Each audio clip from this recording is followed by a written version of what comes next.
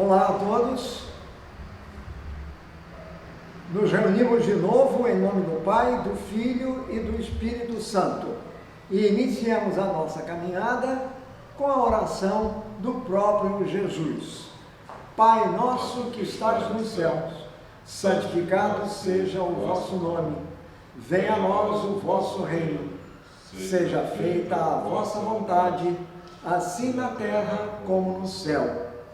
O pão nosso de cada dia nos dai hoje. Perdoai-nos as nossas ofensas, assim como nós perdoamos os que nos têm ofendido. E não nos deixeis cair na tentação, mas livrai-nos do mal. Amém. Que o Senhor Deus, Pai, o Deus Filho e o Deus Espírito Santo, a Santíssima Trindade, estejam conosco. Orem por nós, abençoem-nos e nos conduzam pelo caminho da salvação. Em nome do Pai, do Filho e do Espírito Santo. Amém. Hoje nós estamos iniciando essa nossa jornada num dia diferente. Hoje é o dia 24 de junho, o dia de São João Batista, em que a igreja faz memória de São João Batista. Antes de nós falarmos um pouquinho sobre esse que foi o maior profeta do Antigo Testamento, e justamente o último deles, não é? Porque logo depois dele veio Jesus. Então, antes de falarmos de São João Batista especificamente, vamos fazer algumas observações acerca desta data. Hoje é dia 24 de junho, e a igreja celebra neste dia uma grande solenidade, que é a solenidade do Sagrado Coração de Jesus. Essa solenidade do Sagrado Coração de Jesus é celebrada justamente 10 dias depois da festa da Santíssima Trindade. Então, a Santíssima Trindade foi solenemente comemorada num domingo há 10 dias. 10 dias depois, portanto, na primeira sexta-feira, depois do segundo, depois do domingo, depois da Santíssima Trindade, na primeira sexta-feira, após o domingo da Santíssima Trindade, o segundo domingo depois da Santíssima, nós comemoramos a festa do Sagrado Coração de Jesus. Este ano, porque ela é uma festa móvel, então, este ano, ela cai justamente no dia em que a igreja também faz memória de São João Batista. Razão pela qual a celebração litúrgica de São João Batista, litúrgica, foi colocada no dia de ontem. O dia 23 de junho deste ano, liturgicamente, foi o dia em que a igreja fez memória solene de São João Batista. Então, nós temos aí duas solenidades. São João Batista é uma solenidade importante, uma solenidade maior, por isso ela tem missa própria, e o Sagrado Coração de Jesus, como não podia deixar de ser, é outra solenidade. Mas trata-se de uma solenidade, o Sagrado Coração de Jesus, que diz respeito a Jesus, portanto está acima de tudo. Ora, como coincidiram as duas solenidades, a do Sagrado Coração de Jesus tem precedência. Então ela ficou hoje, dia 24. E São João Batista, pela força da memória que se faz dele, passou para o dia anterior. Isto liturgicamente. Ele continua sendo celebrado no dia 24 de junho, mas neste ano especificamente por isso, porque esta sexta-feira, 24 de junho, comemora-se nela o Sagrado Coração de Jesus. Esse tem precedência litúrgica sobre a outra solenidade de São João Batista. Por isso, ele foi comemorado ontem, dia 23 de junho. Muito bem.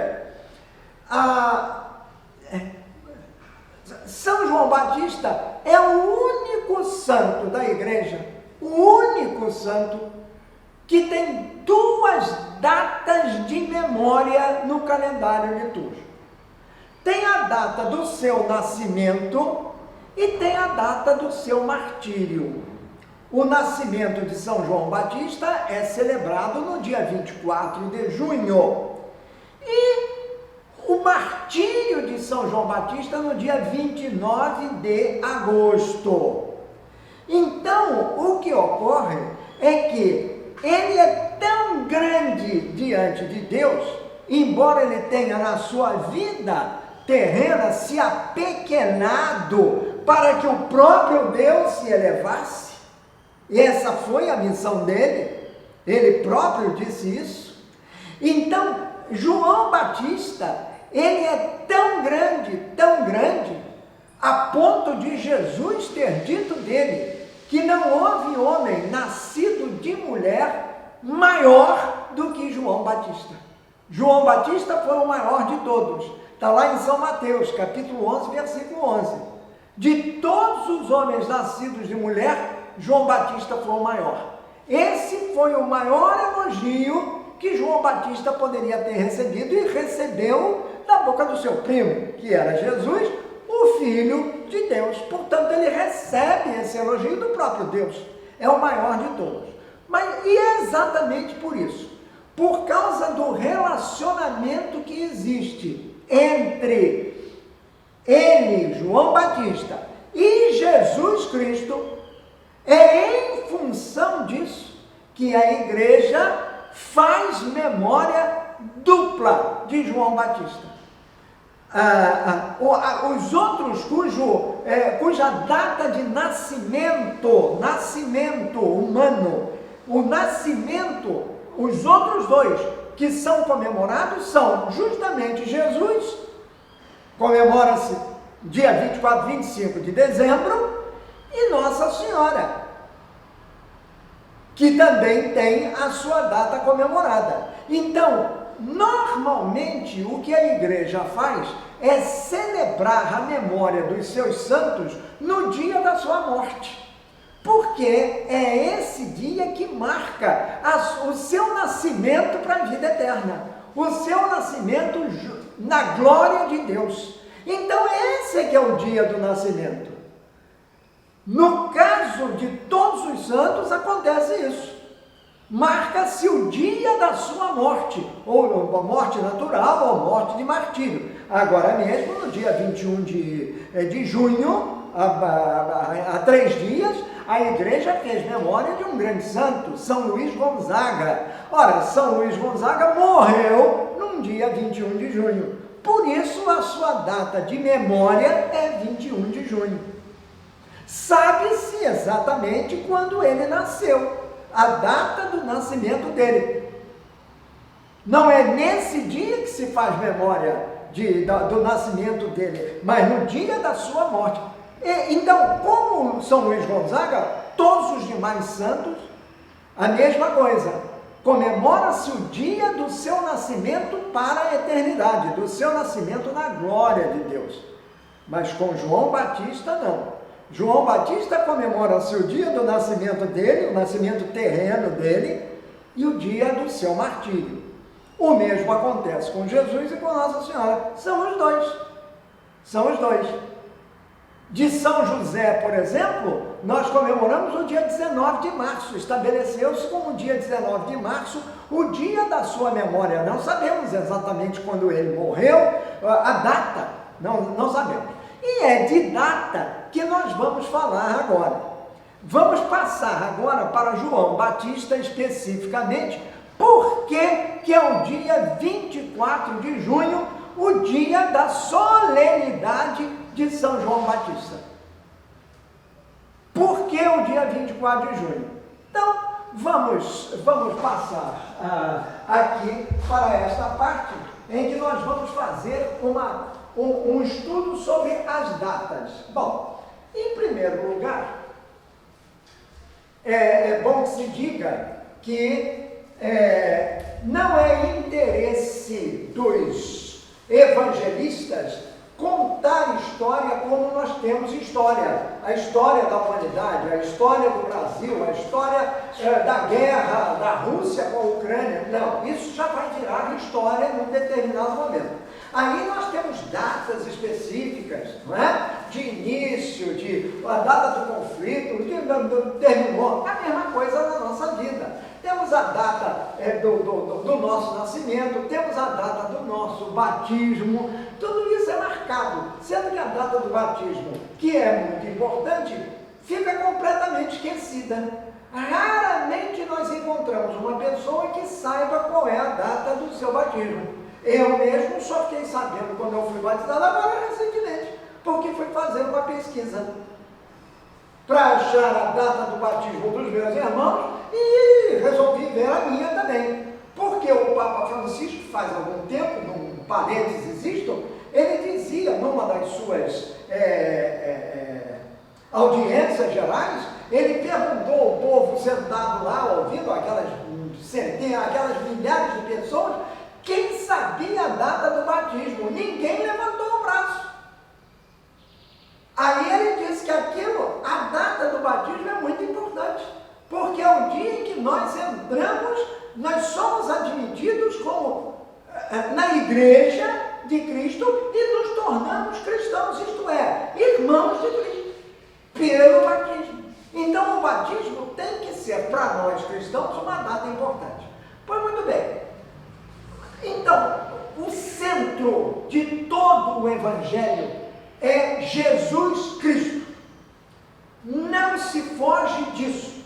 Jesus está no centro de tudo. É dele que deriva tudo. Tudo nasce dele e tudo converge para ele.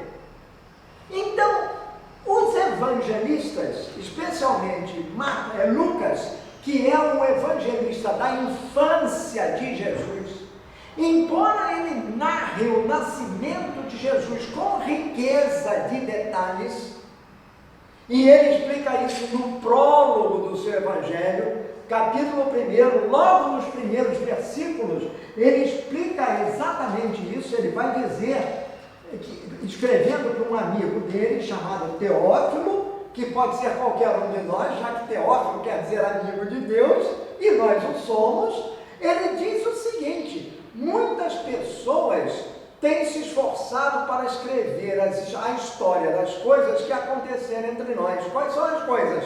A história de Jesus, tudo aquilo que eles vivenciaram. Eles escreveram, então note bem, a gente costuma dizer assim, evangelho desse, evangelho daquele, etc. Não. Mas no tempo de Lucas, e Lucas escreve o seu evangelho lá pelos anos 70, 80, no tempo de Lucas, muitas pessoas já tinham escrito. Ele próprio registra isso. Então ele querendo escrever o que foi contado tudo que eles escreveram foi contado por aqueles que viram essas coisas desde o começo e anunciaram a mensagem do Evangelho. São os apóstolos, certamente. Eles viram, mas não apenas viram essas coisas. Que coisas são? O mistério Christus. O mistério Cristo, quer dizer, Jesus. Eles viram Jesus, eles estiveram com Jesus, eles conviveram com Jesus, eles vivenciaram a vida de Jesus, ao lado de Jesus. Então eles eram testemunhas oculares de tudo. Por isso, Jesus disse para eles irem pelo mundo inteiro para anunciarem o Evangelho, isto é, a Boa Nova. A Boa Nova que ele veio trazer, que era a Boa Nova da salvação. Então, muitas pessoas escreveram e anunciaram a mensagem. Aí Lucas diz o seguinte: pois bem, eu estudei com todo cuidado como foi que essas coisas aconteceram desde o princípio, e achei que seria bom botar tudo em ordem para ele, quer dizer, para o amigo dele, que ele chama de Teófilo, que pode ser qualquer um de nós. Em suma, Lucas, que era um médico, isso de certo, porque Paulo assim o chama, Paulo assim o revela, quer dizer, ele era um médico, ele era discípulo de Paulo. Ele não conheceu Jesus, mas ele conheceu aqueles, ou pelo menos alguns daqueles que conheceram Jesus, que viveram com Jesus. E já adiantando, para ele contar os detalhes mínimos do nascimento de Jesus, ele, Lucas, deve ter conhecido também alguém que conheceu Nossa Senhora, se ele próprio não o fez.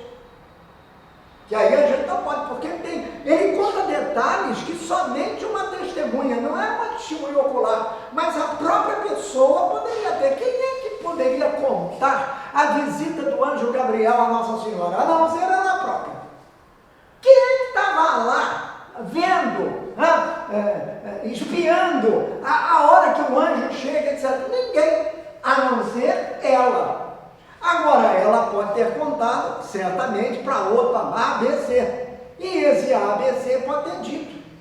E as coisas foram indo. Mas a fonte original deve ter sido ela. Porque só ela sabia daquilo. Então, Lucas consulta o quê? A fonte. Ele vai às fontes. E ele faz isso como se ele fosse um historiador. Só que ele não tem a preocupação do historiador. Ou seja, ele não data especificamente, isso aconteceu no dia tal, do mês tal, do ano tal. Ele não diz isso. Porque o objetivo da história que ele está contando, ou que ele vai contar, a história essa que nós chamamos de Evangelho, com E maiúsculo. O Evangelho é a história, sim, da salvação. Então ele conta uma história diferente da história humana, mas inserida na história humana. Por isso, os evangelistas não têm a preocupação que nos domina quando queremos fazer história. De dizer onde é que aconteceu, quando é que aconteceu, a que horas se deu o fato. Esses detalhes específicos do tempo e da hora, do tempo, do espaço, da hora, isso é bom para o historiador comum, mas não para Lucas, que age como historiador sem ser historiador. Ele é um apóstolo da palavra. Ele é um evangelista, ele conta a história do que se passou. Por quê? Porque muitos outros haviam dito. Então, dá uma coisa espalhada, vamos botar isso em ordem. E para botar em ordem, ele começa do princípio. Ele começa contando a história de quem? De João Batista e a história de Jesus. Do nascimento de João Batista e do nascimento de Jesus. Porque um está ligado ao outro. Muito bem. Não foi, portanto, Lucas que estabeleceu a data do nascimento de Jesus. Ele praticamente nos fala do nascimento de João Batista. Ele dá uma pista, como nós vamos ver, mas ele não fala do nascimento de Jesus com data, especificamente. Aí, o tempo passou. E durante o primeiro século e os dois primeiros séculos, a igreja nascente começou a associar aquilo que era vivido pelo povo com a história de Jesus. Jesus nasceu, o Natal nós comemoramos no dia 24 para 25 de dezembro. Mas isso não está escrito em lugar nenhum. Então por que é 24 e 25 de dezembro? Não está escrito no Evangelho, que foi dia 24 e 25 de dezembro. Pode ter sido no dia 24 ou 25 de outubro. Daquilo que para nós hoje é outubro. Mas não necessariamente dezembro. Agora, o que acontece? Acontece que em dezembro, quer dizer, não se falava dezembro, mas se falava no início do verão. no dia em que se comemorava o solstício de verão. As pessoas eram muito ligadas nas coisas da natureza. O solstício de verão no hemisfério norte acontece exatamente no dia 24 de dezembro, 24 para 25. Ora, é o dia em que a Terra está mais próxima do Sol. Vice-versa, o Sol está mais próximo da Terra. É o dia mais longo do ano. É o do solstício do verão. Estou falando do hemisfério norte. Para nós, é o solstício do inverno, 24 e 25 de junho. Lá é um solstício de inverno em dezembro, porque lá é inverno carregado. E o que acontece no inverno? No inverno a noite é escuríssima. No hemisfério norte, aqui, a noite é muito escura. E a noite mais escura é exatamente esta. Lá no hemisfério norte, em pleno inverno, esse dia 24 de dezembro, deixa eu corrigir o que eu falei antes, para ficar claro, esse dia 24 e 25 de dezembro é o dia exatamente em que a Terra está mais afastada do Sol. Por isso é o solstício de inverno, está mais afastada do Sol. E aí o que acontece? Acontece exatamente que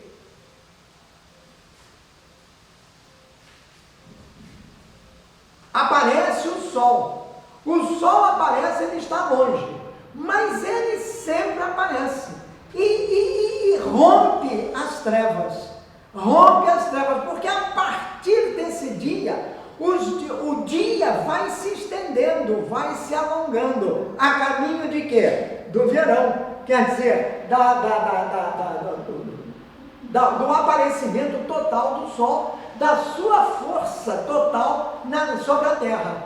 Então, as trevas vão sendo rompidas a partir do dia 24 de dezembro. Os dias vão ficando mais longos. O que faziam os romanos, ou os latinos nesse caso? O que eles faziam? Eles comemoravam um Deus nesse dia, que era o dia em que o sol vencia as trevas. E eles chamavam a essa comemoração a comemoração do Sol Invictus. Sol Invictus quer dizer o Sol invicto, o Sol acima de todos. O Sol vencia as trevas. A luz ia aparecendo, a luz do Sol, ia vencendo as trevas e os dias iam crescendo. Ora, o que fizeram os cristãos? Pegaram justamente esta festa, que era comemorada no dia 24 de dezembro, de 24 para 25 de dezembro. O que fizeram os cristãos? Considerando o que diz a Escritura, que Jesus, quer dizer, o nosso Deus é o sol nascente que nos veio visitar. Como Jesus é o sol nascente que nos veio visitar, ele é o verdadeiro sol. Os cristãos pegaram esta festa pagã, como tinham feito lá atrás, hoje, no período da quaresma, não é? Então eles pegaram essa festa pagã e associaram à história de Jesus. E como Jesus, pelas profecias do Antigo Testamento, quer dizer, Deus, o sol nascente que nos veio visitar, o sol nascente que nos veio visitar era celebrado pelo povo pagão ainda como o sol, o próprio sol, por isso chamado de sol invictus. Quer dizer, o sol invicto, o sol que é a luz que vence as trevas. Ora, a luz que vence as trevas é Deus, e Jesus é o Filho de Deus. Como ele aparece, o sol começa a aparecer forte a partir desse dia, os cristãos das primeiras gerações, os cristãos passaram a celebrar a data do nascimento de Jesus, o nascimento terreno de Jesus, e puseram-na exatamente no dia da festa do Sol Invictus, mostrando que o verdadeiro sol, o verdadeiro a luz verdadeira que vem iluminar a escuridão da terra é Jesus. Assim sendo, essa festa do Sol Invictus, que caía na noite de 24 para 25 de dezembro, passou a ser a festa do nascimento de Jesus, ou seja, do Natal de Jesus. Com uma base bíblica. Por quê? Porque o que se sabe da Escritura é que o Filho de Deus é o sol nascente que nos veio visitar. E sendo o sol nascente que nos veio visitar, sendo ele Jesus, obviamente, ele é que é o verdadeiro sol. E sendo ele o verdadeiro sol, então vamos colocar neste dia o dia do seu nascimento.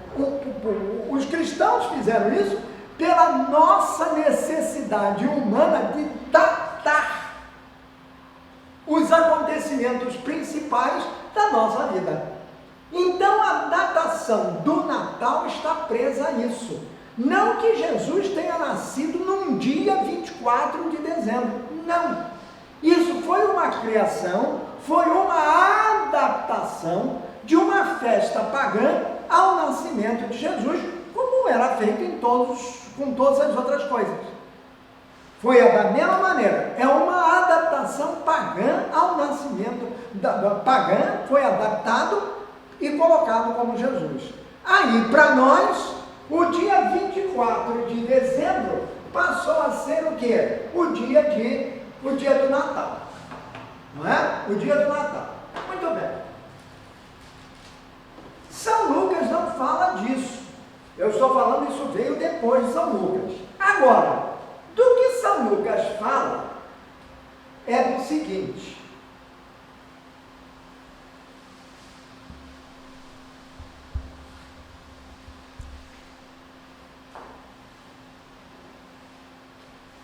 Lucas fala de um casal muito idoso chamado Zacarias e Isabel. E esse casal idoso, muito temente a Deus, pertencia a uma classe nobre, que era uma classe sacerdotal. Ambos pertenciam a classes sacerdotais. Zacarias estava servindo no templo quando de repente aparece diante dele uma figura extraordinária, uma figura celeste, que é um anjo, que depois vai se revelar como sendo o arcanjo Gabriel. E Gabriel anuncia para Zacarias, que é um homem bem velho, casado com uma mulher também bem idosa, anuncia para ele que Deus ouvira as suas preces e que ele seria pai de um menino, ou seja, a mulher dele teria um filho. Zacarias não acredita nisso, quer dizer, duvida da palavra do anjo, porque ele é muito velho, e a mulher dele mais velha, e como um agravante, estéril. Eles tinham esse espinho na carne, o fato de não poderem ter tido filhos, porque a mulher era estéril. E ao duvidar disso, ele diz para o anjo que, como era isso possível, se ele era um homem velho, a mulher dele também era velha, portanto já tinham passado da idade de terem filhos, não é? Como é que isso seria possível? Porque era humanamente impossível dizer isso, porque eles não tinham mais condições de terem filhos.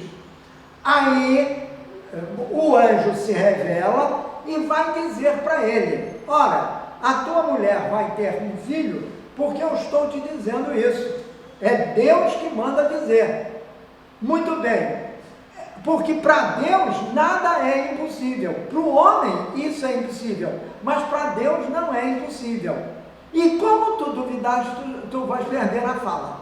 E ele fica mudo a partir desse ponto. Muito bem, então isso está muito sumarizado, mas vai aí. Aí então,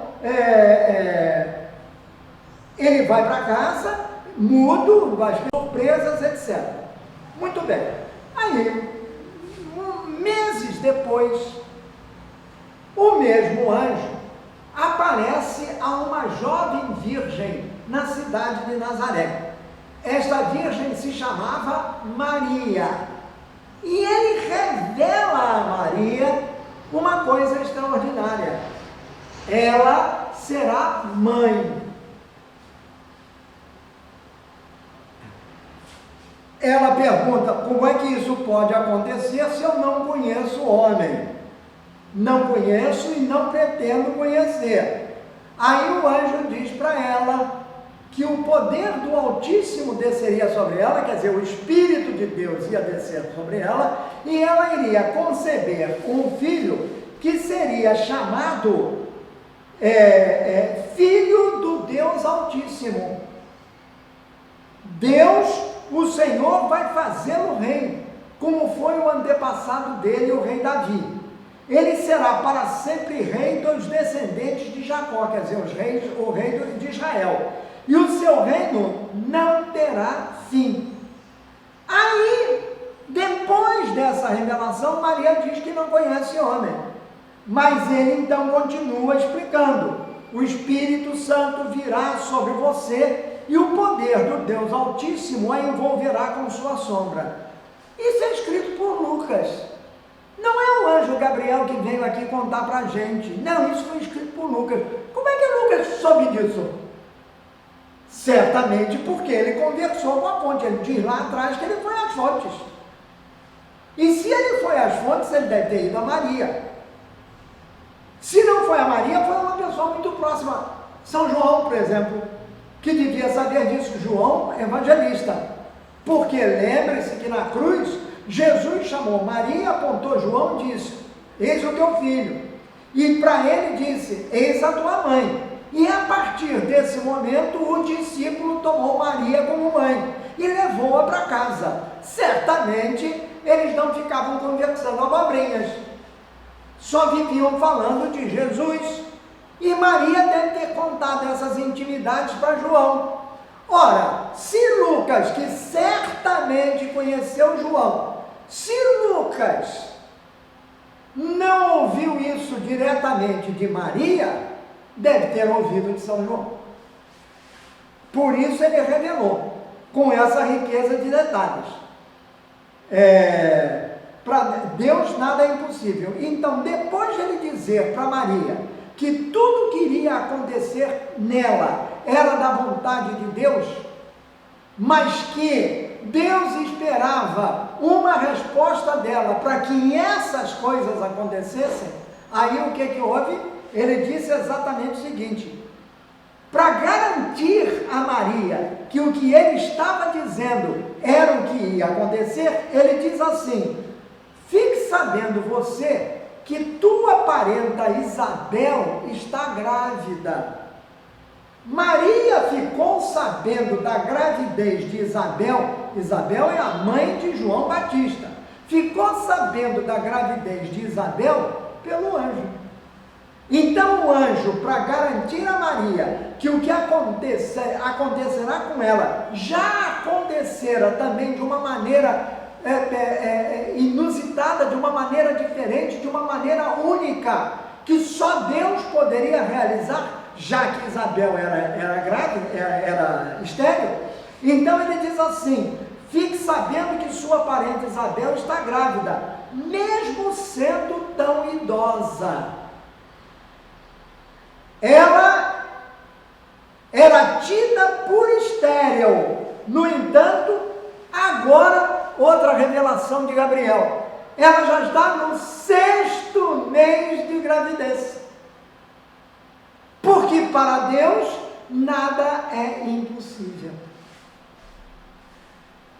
Então note, quando Maria recebe essa informação do anjo acerca de Isabel, Isabel já está 6 meses grávida, já está caminhando para o terço final da sua gravidez. 3 meses depois, iria nascer o filho que ela estava esperando. Então, é exatamente nesse ponto que ela fica sabendo que Isabel já está no 6º mês da gravidez. Isso para nós é importante. Ora, se o nascimento de Jesus foi estabelecido no dia 24 de dezembro, 24 ou 25 de dezembro, o nascimento de João Batista, que era o filho de Isabel, só podia ter acontecido o quê? 6 meses antes, porque a mãe estava no 6º mês de gravidez. Ora, 6 meses antes de dezembro, junho, razão pela qual o nascimento de São João Batista é comemorado no dia 24 de junho. Mas isto vem do fato de que o anjo de Deus, Gabriel, disse a Maria que Isabel estava no 6º mês de gravidez. Então nós já sabemos. Quer dizer, este é um fato concreto. Isabel está no 6º mês. Não sabemos exatamente o que é. Ora, uma vez que se estabeleceu que o nascimento de Jesus seria comemorado no dia 24 de dezembro, 24 para 25, 6 meses antes, porque a mãe de João nasceria. Então a datação do aniversário de nascimento, né, o dia do aniversário de João Batista, como 24 de junho, está aqui. Nós chegamos a ela indiretamente, é claro, mas seguindo as pistas que nos são dadas pelo próprio evangelista, por São Lucas, que é quem fala disso. Aí está então a questão da datação. Por isso o dia 24 de junho é o dia da comemoração de São João. Ora, se lá atrás, o dia 24 de junho, na Europa, quer dizer, no hemisfério norte, o dia 24 de junho é pleno verão. Aqui para nós é o inverno, mas lá é o verão. Então trata-se do hemisfério norte. João virá não como a luz, porque a luz é Jesus, mas ele virá com um brilho intenso, chamando a atenção para a luz que vai chegar. Essa também é a razão de se acenderem fogueiras no dia de São João. Acende-se a fogueira por quê? Porque São João, ele prenuncia a chegada da luz. E a fogueira, o fogo, não é que nasce, a chama do fogo, a luz do fogo, representa exatamente isso. São João Batista, aquele que veio para anunciar a chegada de Jesus. Muito bem. A história prossegue.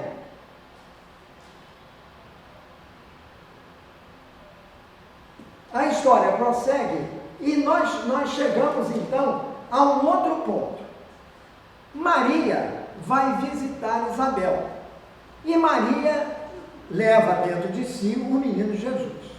Diz o texto do Evangelho que Maria fica na casa de Isabel durante 3 meses. Durante 3 meses ela ficou com Isabel. Ora, se Maria ficou com Isabel durante 3 meses, Isabel estava no 6º mês de gravidez. Portanto, o filhinho dela nasceria 3 meses depois. Sabendo nós que Maria ficou 3 meses com Isabel, isto significa que João Batista nasceu em junho, não é? Ora, 3 meses para lá, para junho.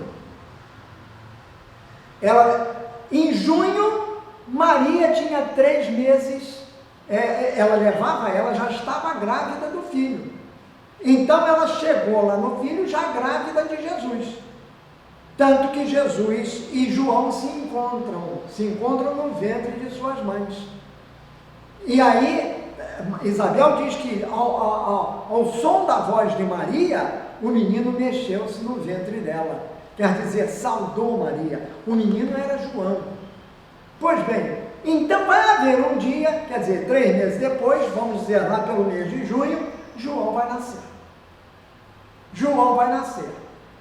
O Evangelho não diz se Maria estava lá ou não na hora do nascimento de João. Tudo leva a crer que sim, porque ela ficou lá 3 meses, ela não ia lá e ia sair antes de a criança nascer. Mas ele não fala nada da participação de Maria no nascimento de João, mas fala sim de um outro fato, esse sim relevante. Não era necessariamente a presença de Maria, ela foi para lá para ajudar a parenta dela, que era bem mais velha, e precisava de ajuda. Então o que Maria faz é assistir Isabel. Agora Isabel dá à luz o filho. E aí vem um problema, porque o pai não falava. No 8º dia depois do nascimento de João, ele nasce judeu, ele é um judeu, ele tem que ser circuncidado segundo a lei. E no dia da circuncisão, que é o 8º dia após o nascimento, cabia ao pai dar nome à criança. E como o pai era mudo, perguntaram à mãe qual era o nome que ia ter a criança na hora de ele ser circuncidado. Aí a mãe diz que o nome dele era João. As pessoas reunidas, a parentela, protesta, dizendo que não havia nenhum João na família, Yohanan. Não havia nenhum Yohanan, quer dizer, João, na família. Então resolveram perguntar ao pai qual era o nome do filho. Porque aquele era um fato extraordinário. Não nos esqueçamos de que Isabel era uma pessoa bem idosa e estéril. E, no entanto, ela tinha dado à luz uma criança que estava sendo circuncidada naquele dia. Aí, como Zacarias não podia falar, porque ele ficou mudo, por ter duvidado da palavra do anjo, o que aconteceu? Ele pediu uma tabuinha com um estilete para ele escrever o nome da criança na tabuinha, quer dizer, um pedaço de cera, né, onde ele escrevia o nome. Aí ele pegou a tabuinha e disse assim: o nome da criança é Yohanan, é João. Aí todo mundo ficou admirado com aquilo. Por quê? O nome era o nome que a mãe tinha dado. A mãe tinha decidido que seria João. E por quê? Porque João significa graça de Deus. E ela tinha sido agraciada por Deus com a gravidez, com o filho que ela tanto queria.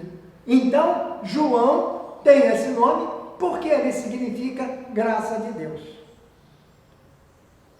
Ele vem, veja bem, já para anunciar, no momento em que Zacarias escreve o nome da criança, ele recupera a fala. E ao recuperar a fala, ele canta um hino que entrou na história de Jesus, que é o hino, história de Jesus, que é o Evangelho, não é? Porque aqui está intimamente ligado, e que foi contado por São Lucas. Então Zacarias diz: louvado seja o Senhor Deus de Israel, e vai contando a história, até chegar à segunda parte da história. A segunda parte da história, desse canto de louvação, ele se dirige ao menino, ele se dirige a ele, e diz assim: e tu, menino, serás chamado profeta do Altíssimo, porque você irá adiante do Senhor, a fim de preparar o caminho para ele. Era exatamente em João Batista que iria se cumprir uma profecia antiquíssima, lá do Antigo Testamento, do profeta Malaquias, que tinha sido o último. E Malaquias dizia que antes da chegada do Messias, viria alguém preparar o caminho do Messias. Então Zacarias, como que profetizando a missão de João, ele diz isto: que ele será chamado de profeta do Altíssimo. Então veja, não apenas a missão, mas a característica principal de João, a sua função principal na vida vai ser o quê? Profetizar a chegada do Messias. Ele não é o Messias, mas ele veio como profeta do Messias. João pertence inteiramente ao Antigo Testamento. Mas ele, e essa é a missão dele, ele anuncia a chegada do novo. O Messias virá, e ele veio para isso. Então, o profeta do Altíssimo está ali. Ele chega para isso. Muito bem. Então, quando ele vai começar a fazer, ele começa a crescer, não é? Todo mundo fica surpreso, ele é uma pessoa muito fechada, muito reservada, vivia bem afastado de todos. Por quê? Porque ele passou uma boa parte da sua vida no deserto, já crescido, evidentemente. Ele foi para o deserto, porque no deserto, o deserto indica um local de encontro com Deus. E ele foi se encontrar com Deus, para que de Deus ele recebesse a luz necessária para cumprir a sua missão profética, de anunciar a chegada do Filho de Deus, a chegada do Messias, tão esperado por Israel. Caberia a ele, João, anunciar a chegada do Messias. Muito bem. E isto acontece novamente, voltamos a Lucas, e Lucas, com esse espírito dele de consulta das fontes, o espírito de historiador dele, sem ser um historiador no entendimento normal que nós temos, não diz a data, não diz isso, aquilo, mas dá pistas para a gente descobrir, como nós descobrimos agora. Então ele inicia o capítulo 3 do seu evangelho, aqui, estou chamando de o profeta do Altíssimo. Ele inicia o capítulo 3, em que ele vai começar a falar de João Batista como profeta do Altíssimo. Veja que essa missão de João Batista foi-lhe indicada pelo próprio Pai, ao cantar o famoso hino chamado Benedictus, quer dizer, bendito seja o Senhor Deus, ao se referir ao menino. E tu, menino, serás chamado profeta do Altíssimo. Por quê? Porque tu irás à frente do Senhor, quer dizer, à frente do Deus que virá como o sol nascente, do Deus que se fará homem. Tu irás na frente dele para aplanar o caminho, quer dizer, preparar o povo para a chegada do Messias.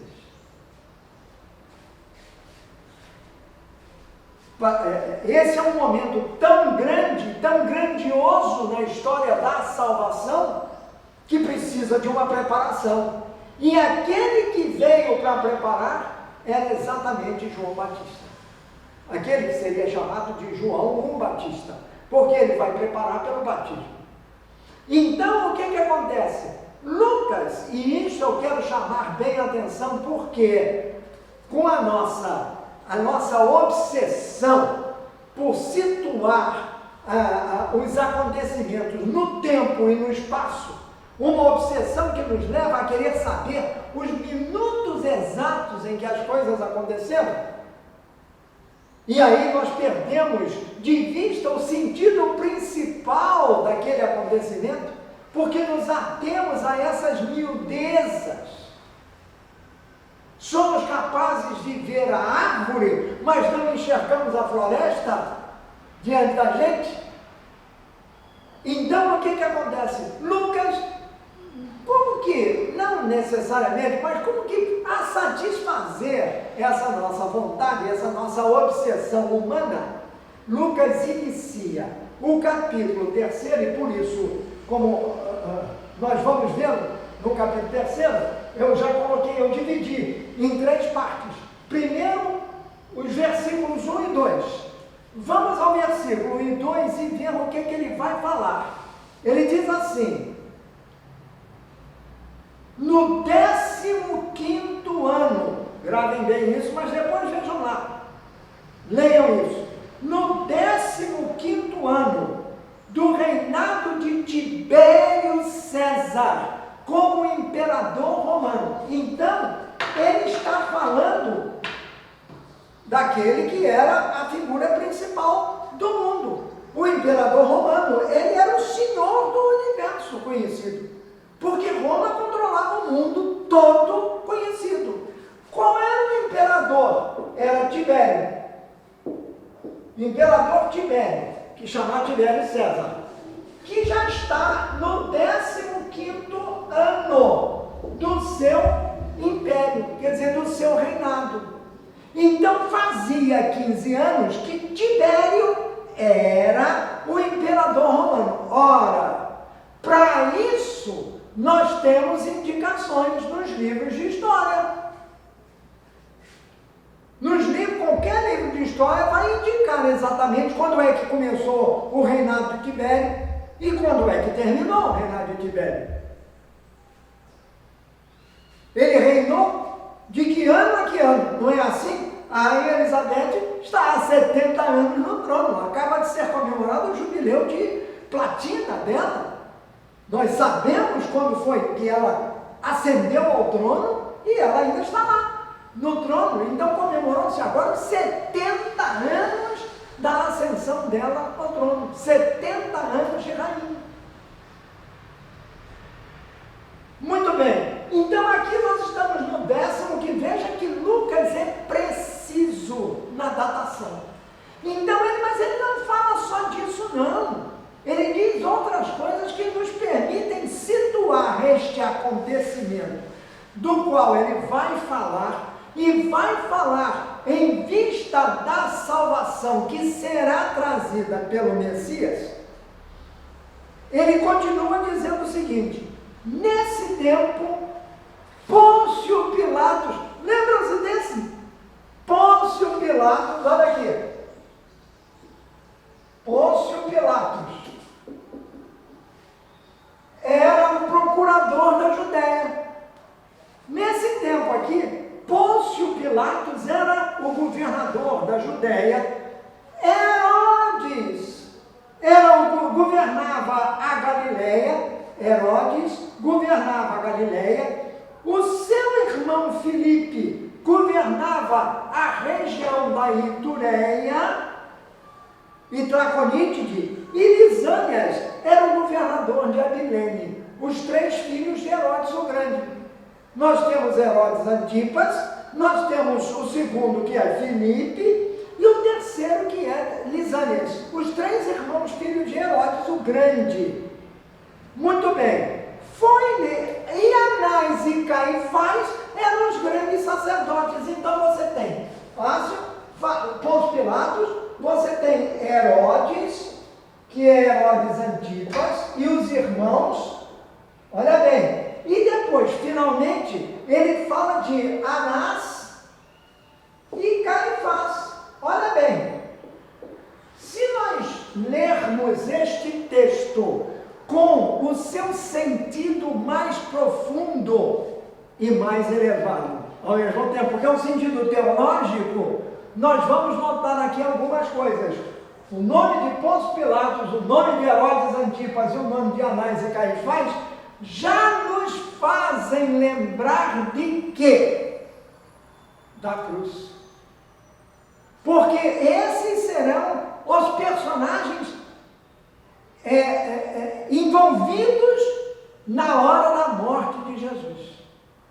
Então, já como que num prenúncio daquilo que virá, ele está falando de João Batista, mas num prenúncio daquilo que virá, ele já aponta para a cruz, como sendo a coisa mais importante de todas.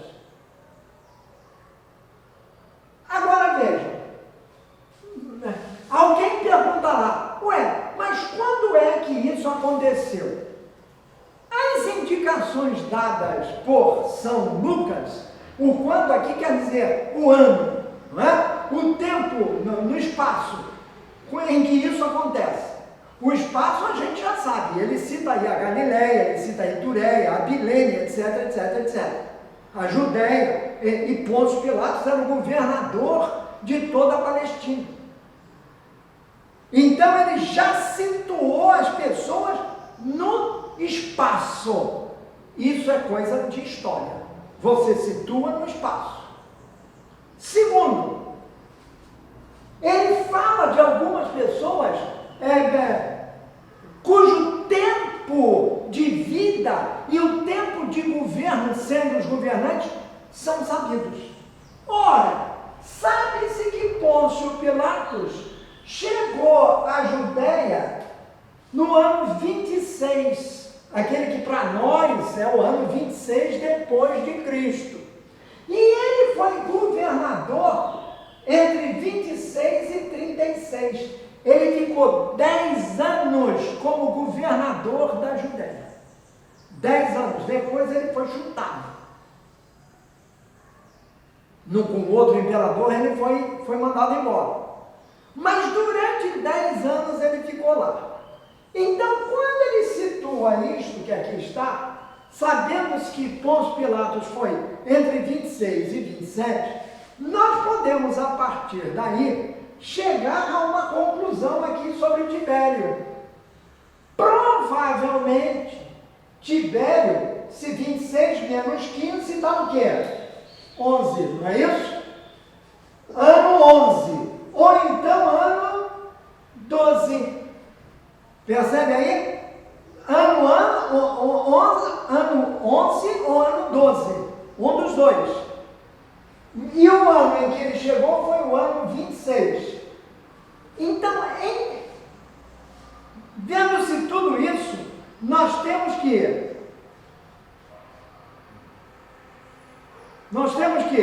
foi nesse tempo em que todas essas personagens estavam envolvidas, no tempo de Tibério, imperador, Pôncio Pilatos, governador, Herodes, governador da Galileia, da Judéia, Herodes Antipas, Anás, Caifás, os irmãos de Herodes. Nesse tempo em que essas pessoas detinham o governo do local, foi nesse tempo que a mensagem de Deus foi dada. No deserto, a João, filho de Zacarias. Reaparece João. Portanto, João devia ter mais ou menos, isto é, por volta do ano 26, 27, João deve ter mais ou menos isto, 26, 27 anos, quando ele começa a cumprir a sua missão. E diz Lucas que João atravessou toda a região do Rio Jordão, anunciando a seguinte mensagem: arrependam-se dos seus pecados, sejam batizados, e Deus os perdoará. Qual é a missão de João? A missão de João é aplanar o caminho do Senhor, do Messias que vai chegar. E ele faz isso com a seguinte mensagem: arrependam-se dos seus pecados, façam penitência. Para receber o Messias, a pessoa tem que estar arrependida das suas faltas.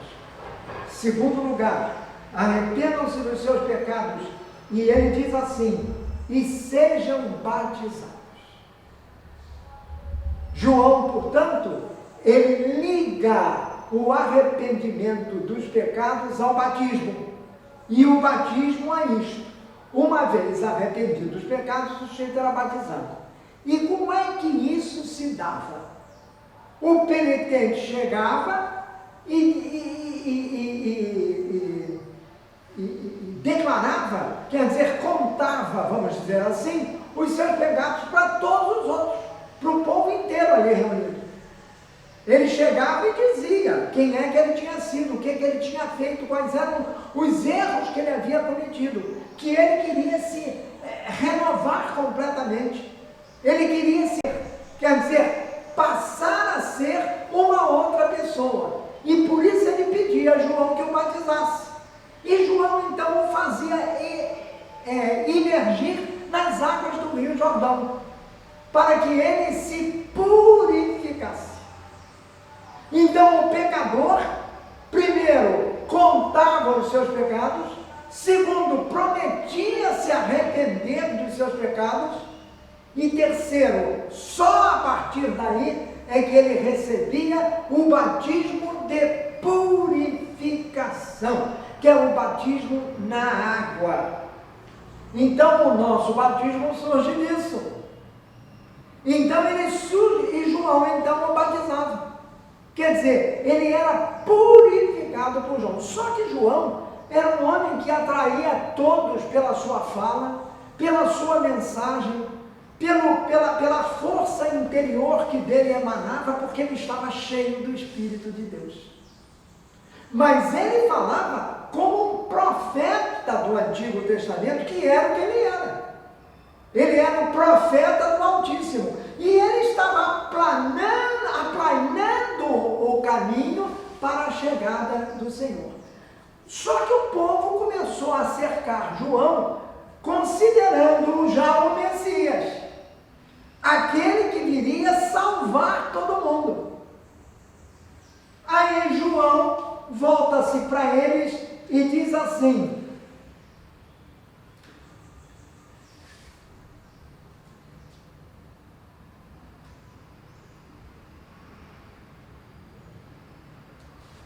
no versículo 3 ao 6, no último versículo, o 15 ao 16, ele diz assim: as esperanças do povo começaram a aumentar e eles pensavam que talvez João fosse o Messias, como eu acabei de dizer. Mas não, ele veio aplainar os caminhos do Senhor. Está aqui, a voz no deserto. Ele era a voz que clama no deserto: aplainai os caminhos do Senhor. Quer dizer, se modifiquem, transformem-se em outras pessoas, transformem-se em pessoas que podem receber o Senhor nas suas vidas.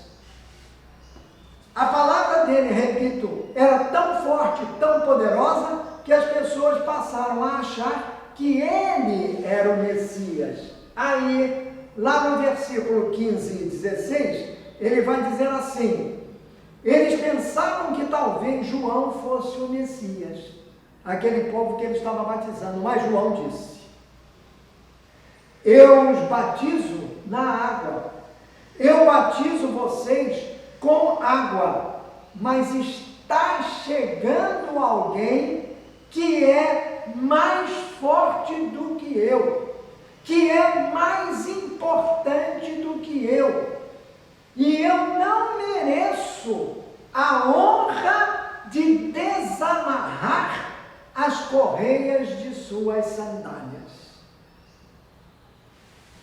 João Batista não apenas anuncia a chegada do Messias, ele simplesmente corrige o pensamento de todos, afirmando que ele não é o Messias, mas com toda a humildade, ele diz que não é merecedor sequer da honra de desatar as amarras, os cadarços da sandália do Messias.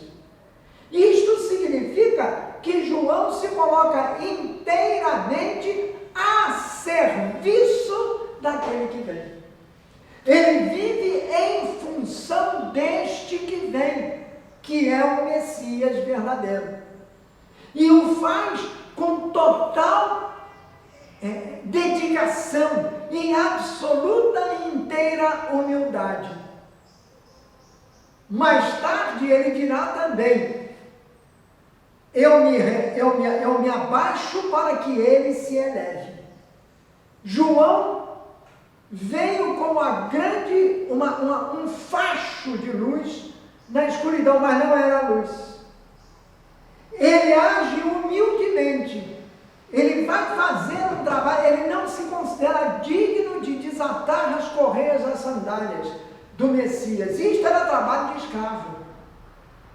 Era o escravo que desamarrava as sandálias do seu mestre Senhor. Pois João se coloca nessa posição, ou seja, ele se rebaixa, ele vai lá embaixo na humildade. Ele que é um facho de luz, ele vai diminuindo até chegar ao ponto mais baixo para que o Messias suba, porque ele não é o Messias. Aí está a grandeza de João Batista, na sua humildade. Ele é humilde e ele é inteiramente dedicado à sua missão. Ele passou anos no deserto se preparando. No deserto quer dizer em contato com Deus, conversando com Deus, ouvindo de Deus aquilo que Deus queria que ele fizesse. Ou seja, ele tinha não apenas o ouvido, mas especialmente o coração aberto à palavra de Deus. E depois não apenas conservou a palavra de Deus no coração, ele pegou essa palavra e pô-la em prática. Ele foi para a prática, e aí ele foi ser a grande voz que anunciava: preparem no deserto, quer dizer, na sua vida, prepara o caminho para que o Senhor venha. Esta é uma mensagem tão poderosa de João Batista, que ela repercute até agora. Quando nós estamos, evidentemente, olha bem, não vamos pensar na hora que nós vamos à comunhão. Estamos efetivamente bem preparados para ir à comunhão?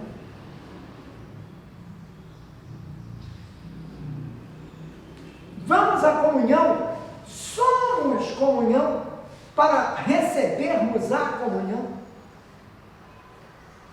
Lembra-me do Padre Mauro dizer repetidas vezes que não devíamos ir à comunhão se não fôssemos comunhão com os irmãos, se não estivéssemos unidos com os irmãos.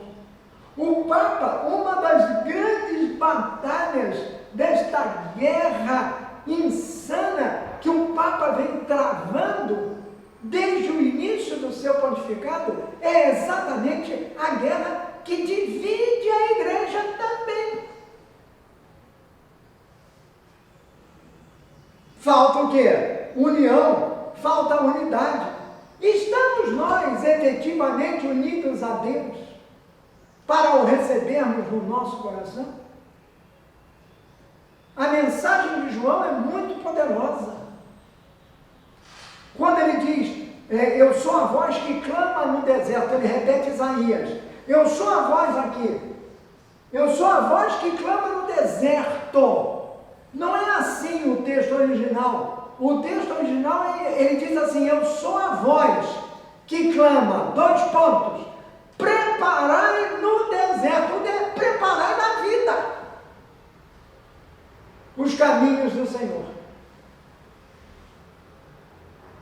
Enquanto vivemos, e vivemos como batizados, devemos preparar os caminhos do Senhor.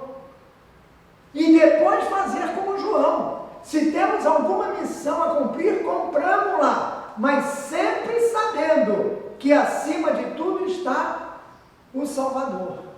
E que tudo que nós fazemos como batizados, fazemos-lo em nome do Salvador. É Ele que, na realidade, age por nosso intermédio. É a Ele que nós devemos a nossa própria existência, porque Ele é o Deus Criador. E é a Ele que devemos a nossa salvação.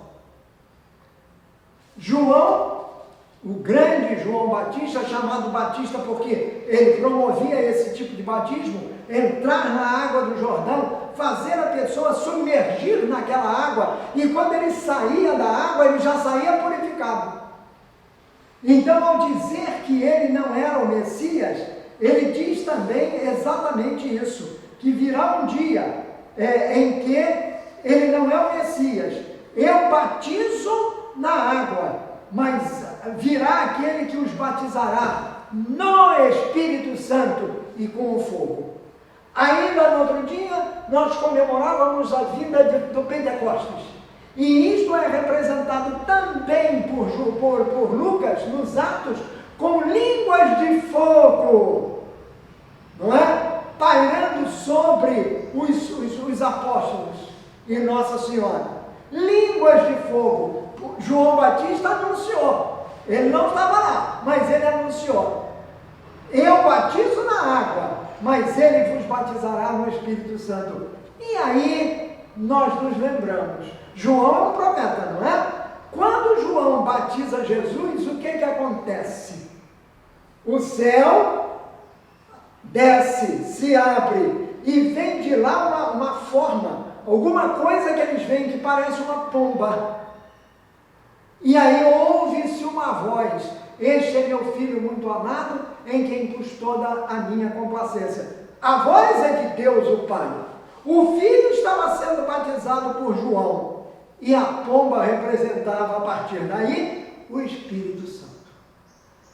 3 pessoas numa única divindade, de uma única natureza, que é a natureza divina. Então já aí aparece a Trindade Santíssima. São João foi testemunha disso. E na sua humildade, esse é um atributo, é uma característica fundamental de João e que serve para nós também. Não devemos achar que nós somos os maiorais de tudo. Não, mesmo quando temos sucesso nas nossas empreitadas de vida, devemos nos lembrar que tudo o que fazemos, fazemos pelo Senhor. Os jesuítas têm um lema que é muito importante: fazer tudo para a maior glória de Deus. Não é para a minha maior glória. Não façamos tudo que leve todo mundo a ver que aquilo que nós fazemos está iluminado pela luz que vem do alto, que é Deus.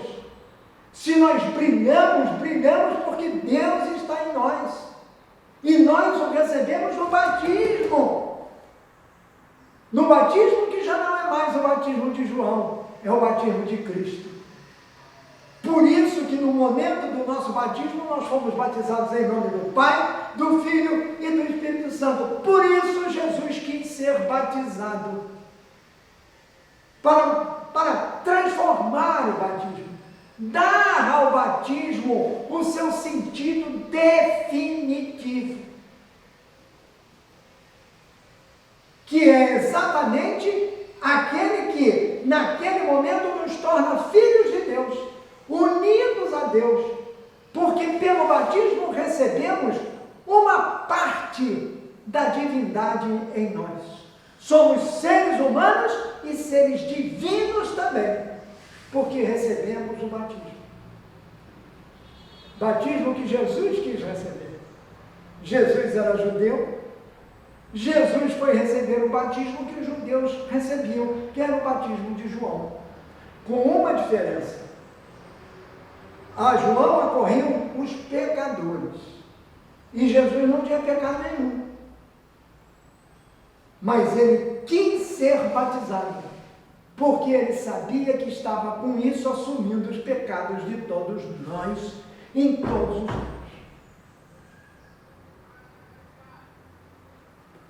Foi João, e aí termino, que nos levou a conhecer Jesus. Quando 2 dos seus discípulos estavam com ele, André e um outro, que provavelmente é João Evangelista, o autor do 4º Evangelho, depois do batismo de Jesus, João vê Jesus passando pelo caminho. Segundo nos conta o outro João, que é João Evangelista. Aí João aponta para Jesus e diz: eis o Cordeiro de Deus, aquele que tira os pecados do mundo. Segui. E os dois foram atrás de Jesus. É João, portanto, que nos revela Jesus como o Cordeiro de Deus. E esta revelação foi tão fundamental que até hoje, em todas as missas, nós pronunciamos estas palavras. O sacerdote nos mostra a hóstia consagrada e diz: eis o Cordeiro de Deus, aquele que tira os pecados do mundo. Ele está ali, presente, vivo, diante de nós. O seu corpo, nós o vemos na espécie consagrada, quer dizer, o pão. O pão que é o corpo de Jesus e que é ao mesmo tempo alimento de vida e vida eterna. Pois um dia, quem revelou isso para nós foi João Batista. Bem-aventurado ele que nasceu sabendo que seria o profeta do Altíssimo.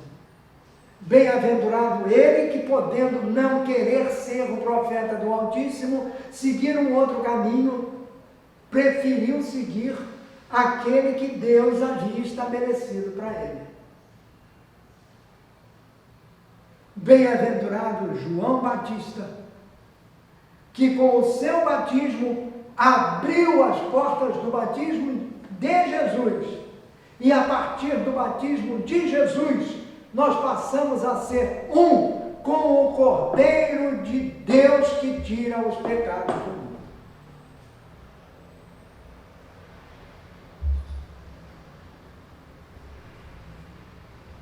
Amanhã, depois, quando formos à comunhão, lembremos-nos disto. A comunhão, quando recebemos Jesus em nós, nós o recebemos como irmãos dele, porque fomos batizados como ele foi, só que com a diferença de que o nosso batismo já é ele em nós, e ele em nós nos faz ser um com o Pai. Tudo isso foi possível porque sua mãe, Maria Santíssima, que não deve ser nunca esquecida, disse sim à vontade de Deus. E ao dizer sim à vontade de Deus, ela permitiu que no seu corpo se formasse, por ação do Espírito Santo, o corpo humano de Jesus Cristo, que se dá a nós na Santa Eucaristia. Alimento de vida eterna, mas sobretudo, porque Jesus, que quer ficar conosco, como ficou com os discípulos de Emaús, foi mais longe. Ele não quer ficar apenas conosco. Na comunhão, ele quer ficar em nós. Por isso, vamos tomá-lo sempre com o coração aberto, com uma alegria indizível, que é a nossa marca. Porque podemos levar o Cristo em nós. Porque podemos ser outros Cristos. Porque podemos ser e devemos ser o próprio Cristo. Como João Batista, sejamos também na nossa caminhada do mundo tudo aquilo que Deus quer que nós sejamos. Cada um vai descobrir o seu caminho. Cada um terá já descoberto o seu. Cada um faz exatamente como acha que tem que fazer. Mas não vamos nos esquecer nunca de que em nós, pelo batismo, estão o Pai, o Filho e o Espírito Santo. E que nós somos do Pai, do Filho e do Espírito Santo. Seguros nas mãos de Maria e José, com a intercessão de João Batista, continuemos a caminhar com fé, com esperança e com amor, porque foi por amor que tudo isso aconteceu. E nós somos o fruto deste amor. produzamos também outros frutos de amor. Sempre, sempre glorificando a Deus, do Filho, pelo Espírito Santo. Amém. Ave Maria, cheia de graça, o Senhor é convosco. Bendita sois vós entre as mulheres, e bendito é o fruto do vosso ventre, Jesus. Santa Maria, Mãe de Deus, rogai por nós, pecadores, agora e na hora de nossa morte. Amém. Em nome do Pai, do Filho e do Espírito Santo. Amém. Até o nosso próximo encontro. Tchau.